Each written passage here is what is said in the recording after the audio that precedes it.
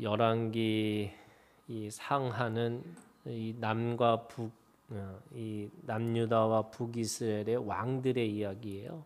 그러니까 그 왕들이 이 어떤 일을 하고 어떻게 하나님 앞에 칭찬을 받았는지 또는 어떻게 심판을 받았는지 이거에 대한 기록을 기록한 말씀이 열왕기 상하라고 할 수 있죠. 처음부터 얘기했지만 이 북이스라엘의 왕의 모든 기준은 이 느밧의 아들 여로보암의 모든 길이라는 거예요. 이 여로보암의 길이 기준이에요. 그러니까 여로보암의 길이 기준이라는 게 뭐냐면 사람들이 얼마나 다 악했는지 다 그 악의 기준인 거예요. 그러니까 여로보암의 길은 악이에요. 악. 근데 그 악의 기준이 어떤 사람은 더하고 어떤 사람은 덜했다. 이게 이제 이 북이스라엘 사람들의 이야기입니다. 특별히 오늘 이 바하사라고 하는 왕이 나오죠. 그리고 이 시므리와 오므리라고 하는 그 왕이 나오고 그 오므리의 아들 아합에 대한 이야기를 오늘 이렇게 간단하게 기록되어 있습니다. 그러니까 지금 이 왕들의 이름은 다 북이스라엘의 왕의 이름들이에요. 유다는 이 남유다라고 하는 나라는 그 기준이 뭐냐면 이 8절에 있는 말씀을 보면 유다의 아사왕 이 아사왕이 계속해서 다스리는 이 과정에서 북이스라엘이 얼마나 이 모반과 또 그 모반을 통해서 새로운 왕조가 세워지는 그러니까 북이스라엘은 기본이 왕을 죽이고 스스로 왕이 되는 나라인 거예요. 그게 그래서 여로보암의 길이 기준이 되는 거죠. 악이 기준이 돼요. 그 악이 기준이 돼서 더 나쁜 사람, 덜 나쁜 사람 뭐 이런 기준이 되는 거죠. 반면에 남유다는 다윗의 마음이 기준이 되는 거죠. 다윗의 마음과 합한 자는 하나님 앞에 선한 사람이고 그 마음의 이 마음과 같지 않으면은 하나님 앞에 그 기준에 미치지 못했다 이렇게 얘기를 하는 거예요. 하나님의 이 기준이 선한 것이 기준이 되어야 되는 거지 악의 기준이 되는 게 아니잖아요. 그런데 이 북이스라엘의 왕들은 기본적으로 이 여로보암의 길과 같이 악의 기준이 돼요. 그래서 오늘 이 바하사라고 하는 북이스라엘의 왕국의 제 3대 왕인데 이 나답과 여로보암 이 가문을 모두 멸망시키고 자신이 왕이 되는 거죠. 그래서 24년 동안 이 드르사에서 통치를 했다 이렇게 얘기합니다. 이 통치하는 기간 동안에 남유다 아사 왕과 전쟁을 치렀고요. 근데 이 왕도 똑같이 여로보암의 길과 같이 우상 숭배를 했습니다. 송아지 우상을 하고죠. 그래서 선지자 예후를 통해서 반드시 그 말씀대로 멸망할 것이다 이렇게 받는 겁니다. 이 바하사 왕은 이 남유다와 싸우기 위해서 일부러 이 라마다에다가 라마다 성을 만들려고 했던 사람이에요. 아예 이 그 장벽이죠.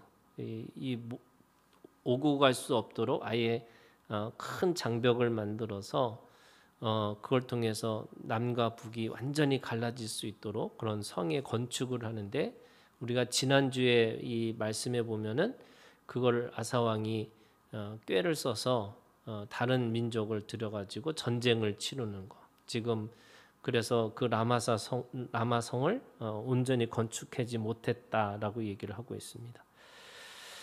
그 바하사가 죽고 나서 그 아들 엘라가 왕을 잇는 거죠. 그런데 오늘 9절에 있는 말씀에 보면 시므리가 모반하여 이렇게 됐습니다. 그러니까 거역과 모반을 통해서 스스로 왕이 되는 게 지금 시므리라고 얘기하는 거예요. 그리고 이 바하사의 이 집안을 완전히 다 죽인다 그러는 거예요. 어디까지 죽이냐면 11절에 있는 말씀에 보면 바하사의 온 집안 사람들을 죽이되 남자는 그의 친족이든지 그의 친구든지 한 사람도 남기지 아니하고. 그러니까 이 동족을 죽이는데 그러니까 진멸 전쟁처럼 한 거예요. 그러니까 그냥 모두 씨를 다 말리도록 그렇게 잔인하게 그 집안을 몰살시킨 거죠. 그것도 사실은 하나님의 뜻 가운데 있다는 거예요. 왜 그러냐? 하나님이 그들에게서 분명하게 말씀하셨잖아요. 반드시 그 집안을 멸망시킬 것이다. 이렇게 얘기하시는 그 말씀대로 이루어지는 것을 알 수가 있어요. 그 다음에 그 시므리가 근데 이게 사실은 7일 천하예요. 시므리는. 그러니까 겨우 7일 동안 천하를 다스린 다음에 이 오므리라고 하는 이 북이스라엘의 6대 왕에게 이 나라를 빼앗깁니다. 똑같이 오므리도 이 왕이 스스로 왕이 되겠다. 이게 왕이 되는 사람들이에요. 그러니까 북이스라엘은 기본이 스스로 왕이 되는 사람들이에요. 그러니까 하나님이 세우시는 게 아니고 그냥 자기가 힘을 가지고 있으면 내가 왕이다라고 얘기합니다. 특별히 오므리는 이 사람은요, 이게 보통 왕은 자신의 동족을 세워야 된다라고 하는데 이 오므리는 성경학자들이 볼 때 이 가나안 사람인지 또는 아라비아 출신인지 정확하게 모른다는 거예요. 그러니까 어디까지 가는 거냐면 왕도 그냥 힘 있는 사람, 그러니까 그 사람이 어떤 믿음의 계보를 갖고 있느냐 이게 중요한 게 아니고 누가 힘이 있느냐 이게 북이스라엘의 상황인 거죠. 특별히 근데 오므리에게는 뭐가 있었냐면 사마리아를 새 수도로 옮기는, 그래서 우리가 북이스라엘을 이 사마리아 사람이라고 부르는 이유 중에 하나가 수도가 이 디르사에서 이 사마리아로 옮겼다라고 얘기를 합니다. 그게 오므리 이 왕조를 통해서 이루어졌다라는 거죠. 그게 24절에 있는 말씀에 보면 그가 은 2달란트로 세멜에게서 사마리아 산을 사고 그 산 위에 성읍을 건축하고 그 건축한 성읍 이름을 그 산 주인이었던 세멜의 이름을 따서 사마리아라 일컬었더라, 이렇게 얘기하죠. 이 히브리어의 이 발음이 이 세멜이라는 말이 이 사마리아라고 하는 이름과 비슷한 이름을 불리게 된 거죠. 그래서 이 사마리아라는 수도가 새롭게 생겨지는 겁니다. 근데 똑같이 이 오므리도 우상 숭배와 하나님의 법을 어겨서 악행을 했다는 거예요. 근데 이제 오므리가 더 유명한 건 아합 때문에 유명한 거죠. 그러니까 이 최고의 이 악의 상징이 누구냐? 이 아합 왕이에요. 그래서 오늘 성경에 있는 말씀에 아합을 뭐라고 부르냐면 이렇게 얘기해요. 그래서 30절에 보시면 오므리의 아들 아합이 그의 이전의 모든 사람보다 여호와 보시기에 악을 더욱 행하여. 그러니까 이 모든 악의 기준이 여로보암의 길이잖아요. 그럼 이 여로보암의 길 중에 최악이 뭐냐면 아합이에요. 그러니까 지금 모든 사람보다 여호와 보시기 악을 더욱 행하고 31절에 보면 느밧의 아들 여로보암의 죄를 따라 행하는 것을 오히려 가볍게 여겼다. 그러니까 기준이 어디예요? 여로보암의 길이잖아요. 근데 그 길을 너무 가볍게 여긴 거예요. 그러니까 그게 기준인데 악의 기준이 요만큼이면 이건 악이야 이렇게 한 건데 그 악의 기준보다 훨씬 더 악한 행동을 했다는 거예요. 그거를 세 가지로 얘기합니다. 첫 번째는 바알의 딸 이세벨을 아내로 삼고 가서 바알을 섬겨 예배하고 이렇게 얘기했어요. 첫 번째는 부인이에요. 근데 그 부인의 이름이 바로 이세벨이죠. 근데 이세벨이 단순한 이세벨이 아니에요, 여러분. 요한계시록에 보면은 7교회에 그 가지고 있는 교회들이 가지고 있는 이 영적인 유혹 중에 하나가 이세벨을 조심하라는 거잖아요. 그러니까 이세벨의 정신이라는 게 있는 거예요. 그 이세벨의 그 정신이라는 게 뭐냐면 이 지금 바알을 섬겨 예배하고 이렇게 이 바알을 섬겨서 예배하는 자가 된 거잖아요. 근데 이 바알이라는 게 뭐냐면 땅의 신이에요. 그러니까 풍요와 부요의 신의 상징이 바알이에요. 근데 그 바알을 어떻게 예배한 거예요. 그런데 이세벨은 힘도 있을 뿐만 아니라 또 아름답기도 하고 그리고 모든 사람들이 다 흠모할 만한 것들이 있는 거예요. 그러니까 예를 들면 최고의 아름다움 또 최고의 권력 이거의 상징이 이세벨이에요. 거기다가 뭐 했어요? 예배하고 그랬어요. 첫 번째가 이 이세벨을 아내로 삼아서 바알을 예배한 자가 됐고요. 두 번째는 사마리아에 건축한 바알의 신전 안에 바알을 위하여 제단을 쌓았다 이렇게 얘기해요. 그 건축한 바알의 신전 안에 이렇게 얘기했어요. 이게 뭐냐면 한번 내가 그 아름다움과 그거에 대한 권력을 추구하고 사는 게 아니라 그것이 하나의 시스템이 된 거예요. 그래서 아예 그거를 신전 하나의 공간으로 만들어서 그걸 섬기고 살겠다 이렇게 얘기를 하는 거예요. 그러니까 죄를 어떻게 해요? 죄를 진리처럼 영리를 순리처럼 말해가지고 진리를 찍어 눌러서 불의가 진리인 것처럼 살게 하는 거예요. 그게 맞다고. 그 다음에 세 번째 33절에 있는 말씀에 보면 또 아세라 상을 만들었으니 그는 그 이전에 이스라엘의 모든 왕보다 심히 이스라엘 하나님 여호와를 노하시게 하였더라. 이 아세라 상이라는 게 뭐냐면 소위 이 아세라라는 것을 이렇게 찾아보니까 어떤 의미가 있냐면요. 우리가 이제 꼭 그런 것만이 아니지만 예를 들면 우리가 이렇게 그 성당 같은 데 가면은 그 마리아 상이 있을 때 그 마리아 상을 중심으로 해서 약간의 이렇게 정원을 이렇게 꾸며 놓잖아요. 그 정원을 꾸며 놓는 것을 아세라라고 얘기를 하는 거예요. 그러니까 무슨 말이냐면 거의 그 아세라라는 게 신목과 같은 거예요. 거룩한 나무들을 세워놓고 그거를 거룩한 공간, 거룩한 뭔가 하나님이 어떤 신이 거기 임재하는 것처럼 보여주는 사람들에게 보여주는 어떤 자연적인 환경을 이야기를 하고 있는 게 아세라예요. 근데 거기다가 상을 만들어서 뭐 하느냐?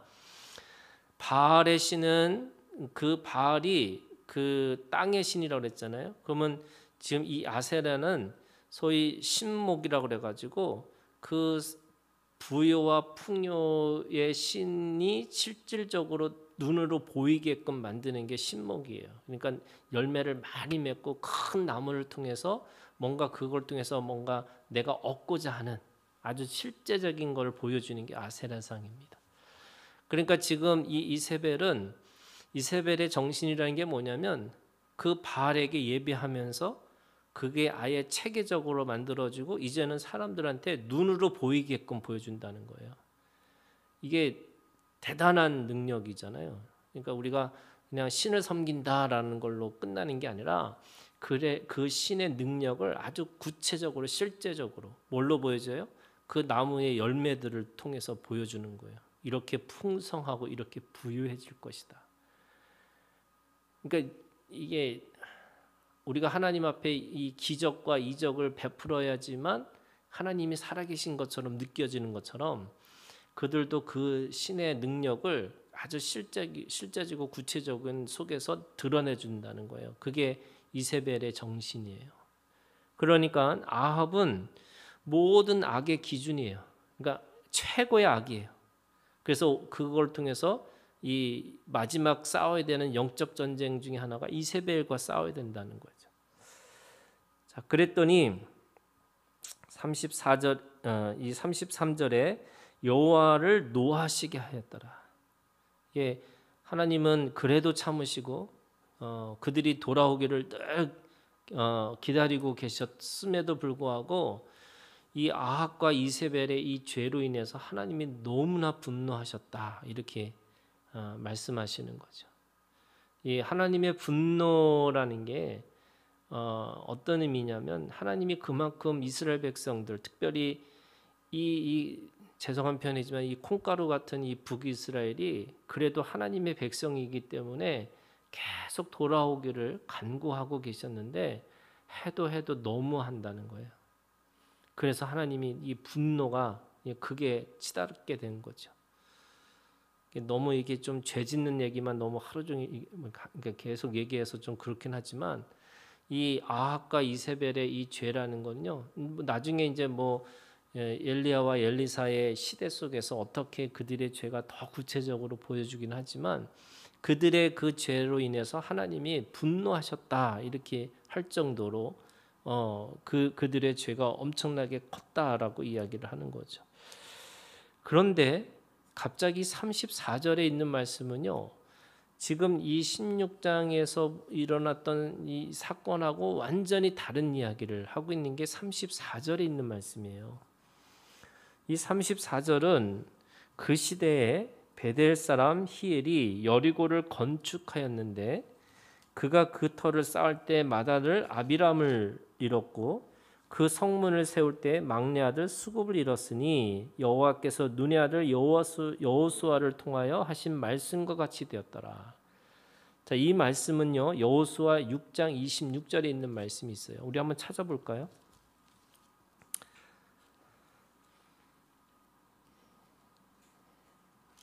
여호수아 6장 26절. 이 여호수아가 이 여리고성을 점령하고 그 무너진 그 여리고성을 보면서 지금 이 여호수아가 선포를 하는 거예요. 여호수아가 그때 맹세하게 하여 이르되 누구든지 일어나서 이 여리고성을 건축하는 자는 여호와 앞에서 저주를 받을 것이라. 그 기초를 쌓을 때에 그의 맏아들을 잃을 것이요 그 문을 세울 때에 그의 막내 아들을 잃으리라 하였더라. 이게 여호수아 6장 26절에 있는 말씀과 이 열왕기상 이 16장 34절에 있는 말씀의 시간 차이가 500년이에요. 그러니까 500년 전에 여호수아가 그렇게 선포한 거고 그 선포된 말씀이 500년 뒤에 성취됐다 이렇게 말씀하시는 거예요. 왜 이 말이 무슨 의미일까라고 생각해 보면 제가 이 여호수아를 말씀을 보면 이 가나안 땅을 점령하는데 점령하는 것이 어디까지가 점령하는 거냐면 이렇게 돼 있어요. 처음에 가나안 땅을 들어갈 때에 요단강을 건너요.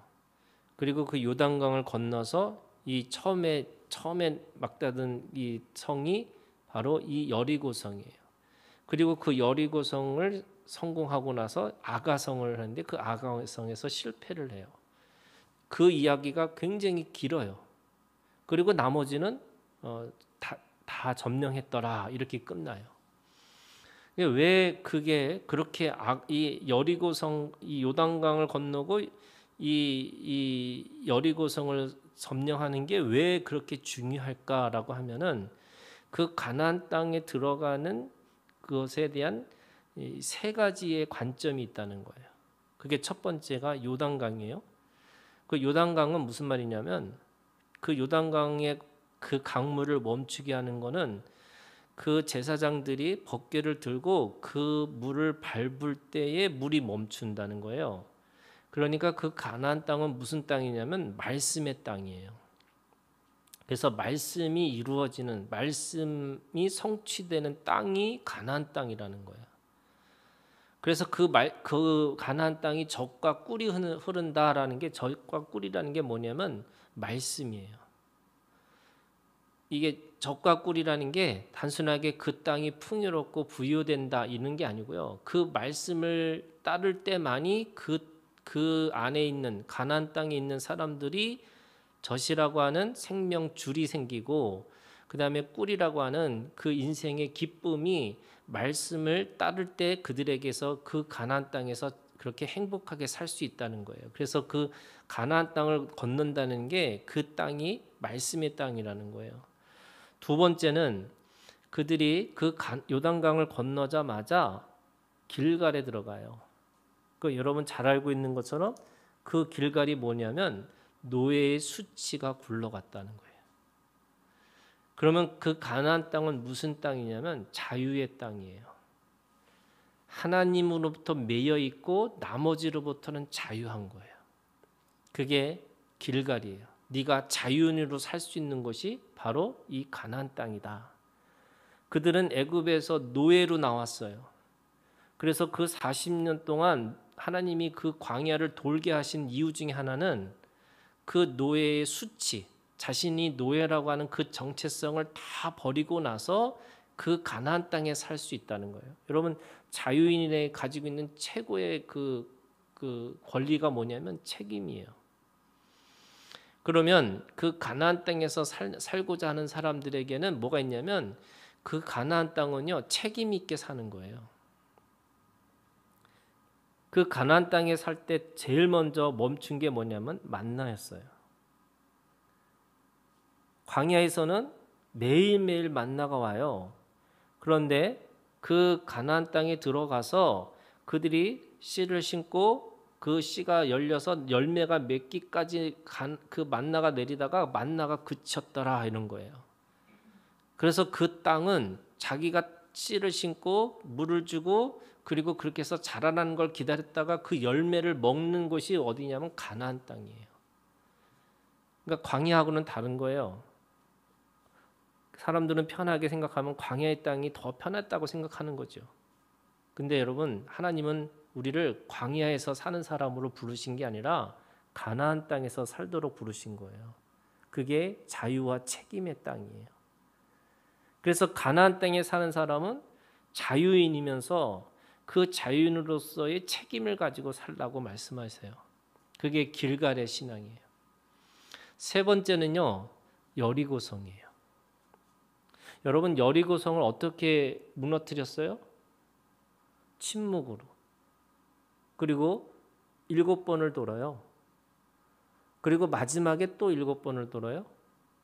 그 여리고성을 무너뜨리는 하나님의 능력이 뭐냐면 그 가나안 땅은요, 안식의 땅이라는 거예요. 하나님이 이 안식이라는 게 뭐예요? 하나님도 쉬고 사람도 쉬는 게 진정한 안식이에요.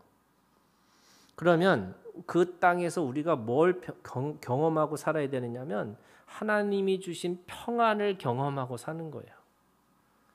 그거는 세상이 알 수도 없고 알지 못하기 때문에 줄 수도 없는 평안이에요. 그걸 히브리어로 얘기하면 샬롬이죠. 하나님이 주신 샬롬의 평안을 갖기 시작하는 거예요.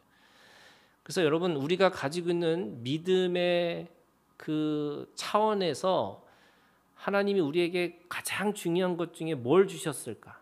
저는 그게 평안이에요. 그게 안식이에요. 어떤 것에도 흔들리질 않아요. 빼앗기지 않아요. 그 안식의 그 증거가 뭐냐면 그 여리고성이 무너진 거예요.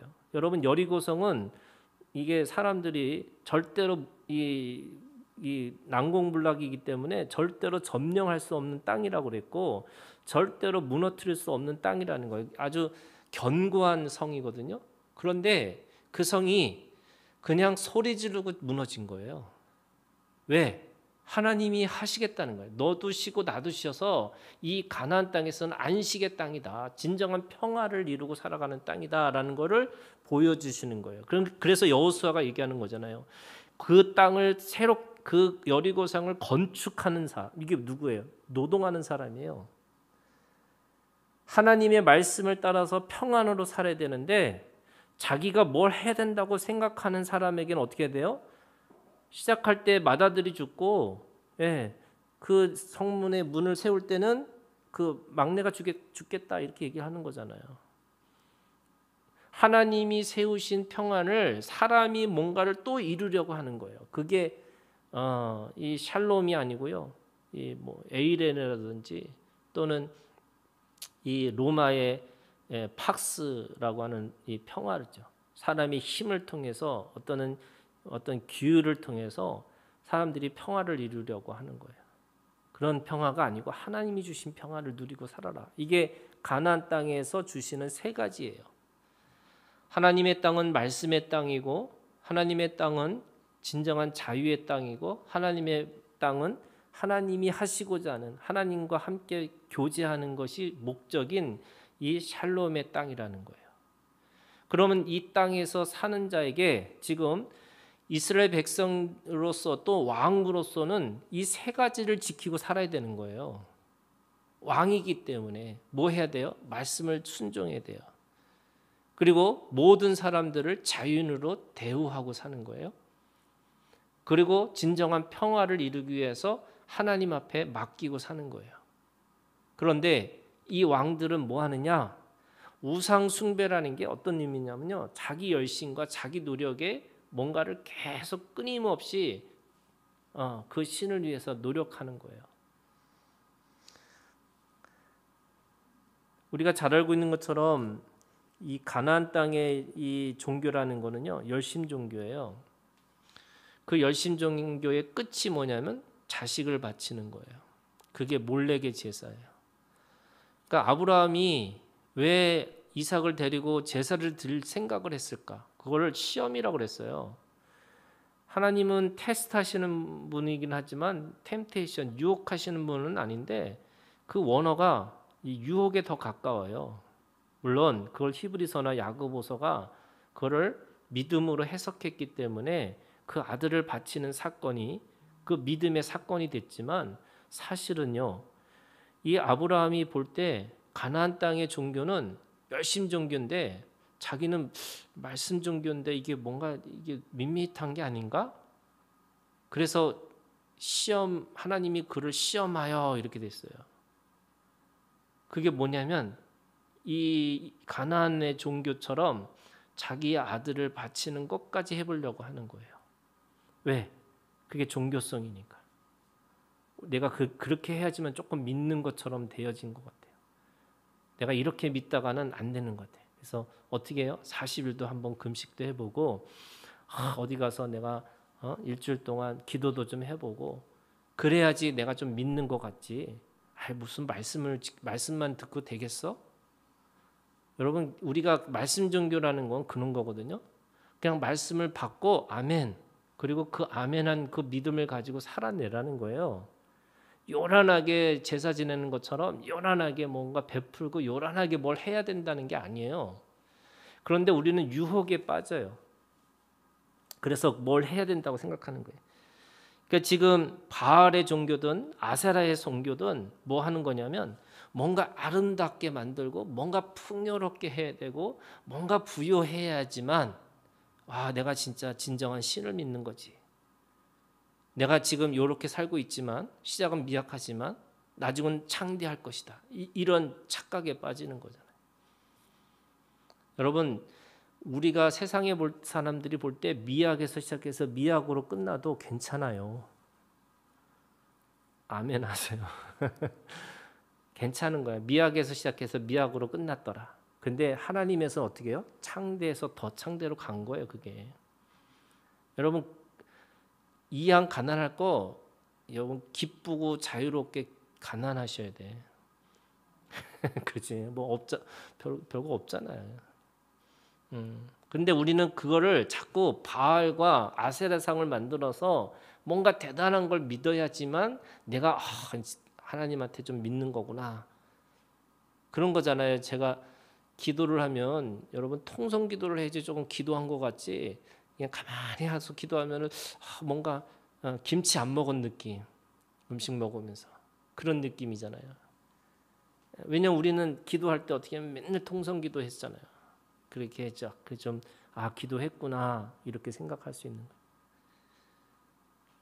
여리고의 건축을 갑자기 이 34절에 있는 말씀이 왜 보여주느냐? 1절부터 이 33절까지 이 악행과 더 악행을 보이면서 결국 하나님은 그 말씀의 땅에서, 그 자유의 땅에서, 그 안식의 땅에서 반드시 그 말씀을 지키는 자에게 그 말씀과 자유와 안식을 주셨는데 여전히 자신이 그 땅에서 뭘 해야 된다고 생각하니까 끊임없이 악과 악을 행하고 살 수밖에 없다. 여러분, 이게 지금 이 왕들이 가나안 땅이 아닌 다른 바알이나 페르시아나 또 그리스나 로마에서 했으면 자신들의 그것이 정당화될 수 있는 건데 가나안 땅에서는 그것이 악한 거예요. 그래서 오늘 말씀의 제목이에요, 여러분. 오늘 이 열왕기 상해에 하나님이 보시기에라는 말씀이 10번 나오는데 오늘 이 본문의 16장에만 4번이 나와요. 7절, 19절, 25절, 30절. 여호와 보시기에라고 하는 이 여호와 보시기에라고 하는 믿음이 있어요, 여러분. 첫 번째 뭐예요? 말씀이에요. 하나님은 오늘 우리한테 말씀 지키고 살으라는 거예요. 어떻게? 하나님이 보시기에라고 하는 그 보시기에 속에는 하나님이 우리랑 약속하시는 하나님이에요. 그럼 그 약속을 보고 어떻게 해요? 여러분, 그 약속이기 때문에 우리가 가장 중요하게 여기는 게 뭐냐면 하나님을 가까이 하는 관계가 있어야 되는 거예요. 뭘 했느냐 안 했느냐가 아니에요. 제가 얘기했지만 미학에서 미학으로 가도 우리가 성공할 수 있는 이유는 그 미학 가운데서 하나님을 더 가까이, 그 미학 가운데서도 하나님을 더 가까이 하면 그것이 복이라는 거예요. 그래서 내가 연약한 것이 강함이라고 바울이 고백하잖아요. 저는 그 말씀이요, 처음에는 이 바울이 자신에게 아무리 기도를 해도 안 되는 게 있었는데 그걸 스스로 뭐라고 정한 거냐면 하나님이 나를 자국해 하지 않게 하기 위해서 스스로 교만하지 않기 위해서 이 병을 주셨나 보다. 처음엔 그렇게 생각한 거예요. 그런데 다 그렇게 생각하잖아요. 하나님이 이거 하려면 내가 요거는 좀 겸손하라고 주셨나 보다. 그게 아니고 바울이 어디까지 간 거냐면요. 약함이 강함이구나. 내가 없는 게 부유한 거구나. 내가 모름이 진정한 하나님 앞에 생명의 지식이구나. 이거를 깨달은 거예요. 그러니까 자꾸 사람들은 있으려고 노력하는 건데 바울에게 뭐예요? 그 약함이 강함이라는 걸 아는 순간에 더 이상 그거를 기도하지 않아요. 하나님 이거를 해주세요가 아니에요. 이걸 통해서 하나님이 얼마나 하나님의 일을 감당케 하실 건가. 여러분, 하나님이 어느 순간에 나를 부욕해 하실 때가 있고요. 또 하나님이 어떤 때 나를 들어 올리실 때도 있고요.